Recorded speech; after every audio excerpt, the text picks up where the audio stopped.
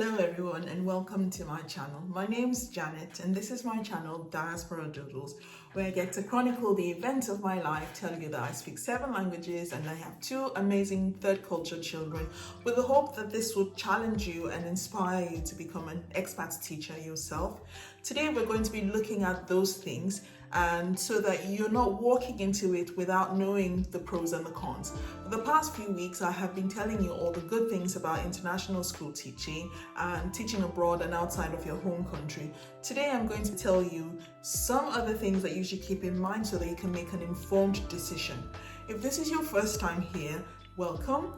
Grab a seat, grab a drink or a snack. Make yourself comfortable, and thank you for coming in and giving me your time. If you've been here before, thank you so much. You already know how we operate on this channel.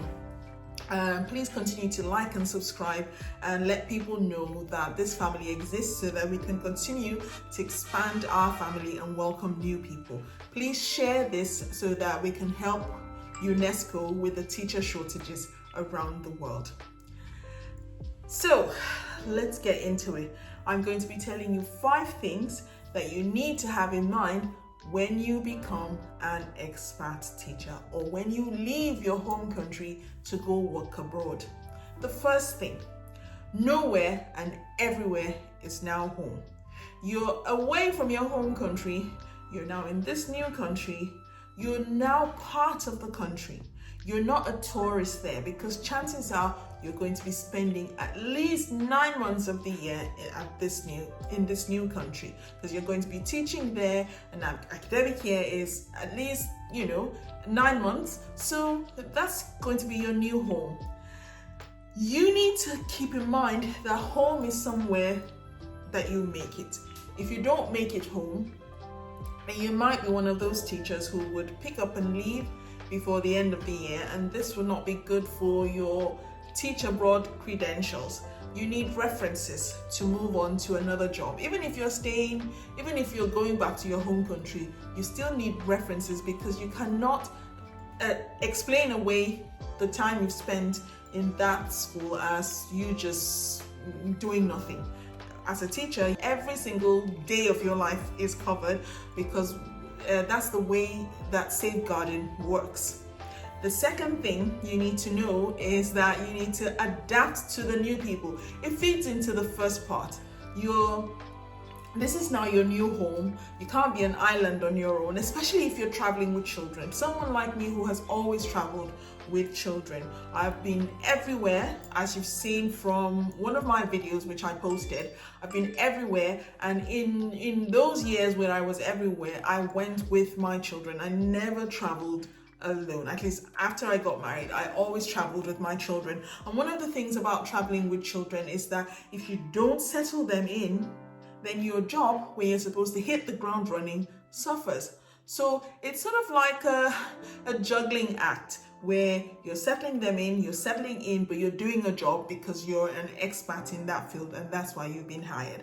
So you learn to adapt to your new country. You make friends, you take advantage of your school mixers, you survey the area, and you don't do touristy things.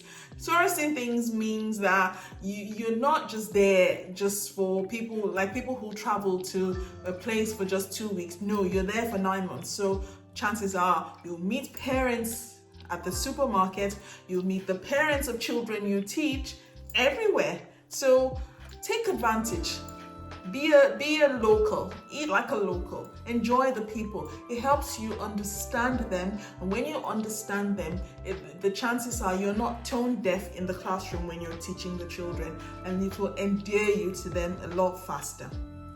The third thing you need to have in mind is that you learn new things and you gain new perspectives, and you dismantle stereotypes. For instance, I'm guilty of this.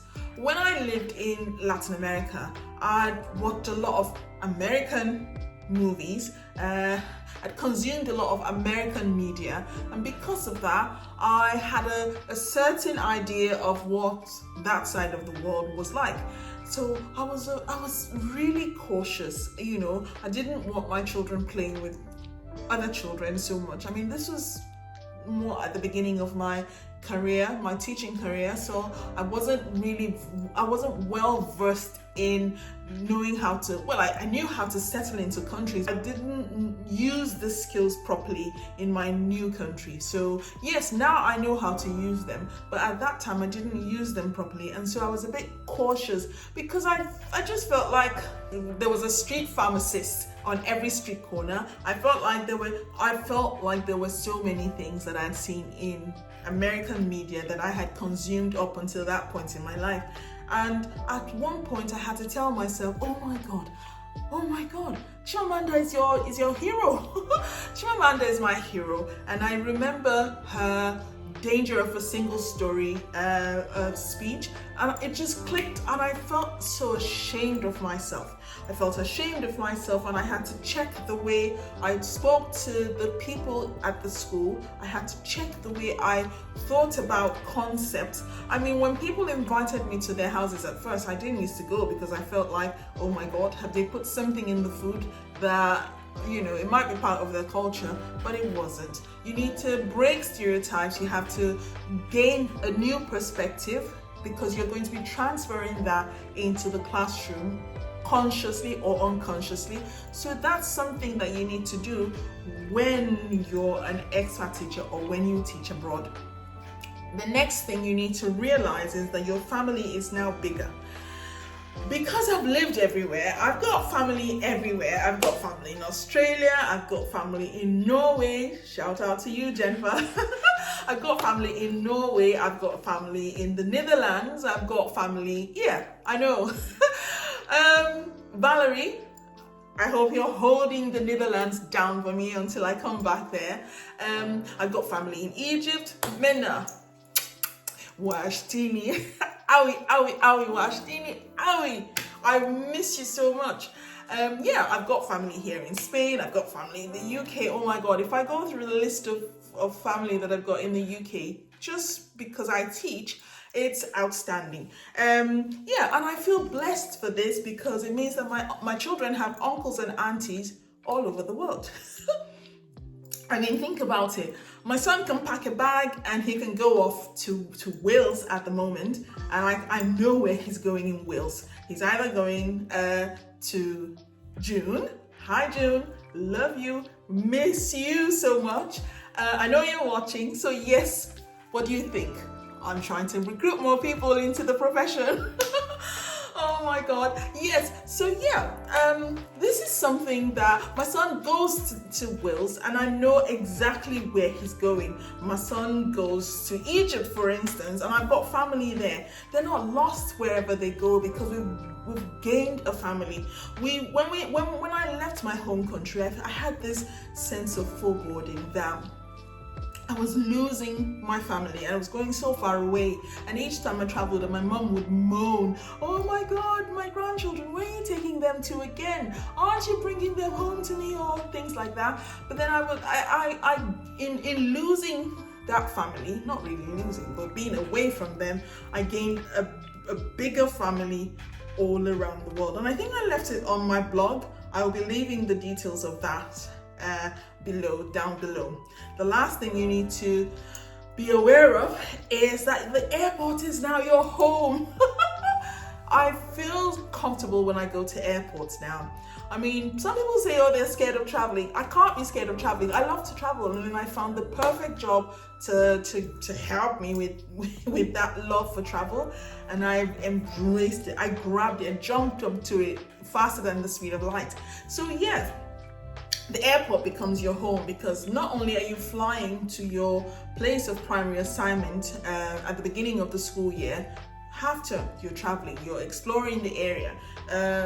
Easter break, Christmas break, you're traveling, you're constantly traveling back and forth. Even if you're just driving from your little town to the next town just to go and know what the culture is and taste the food and all of that, you're traveling. So take advantage of all this and just embrace the fact that you're going to be a globe-trotter like me. And that's why I always put the hashtag globe-trotter when I film my videos.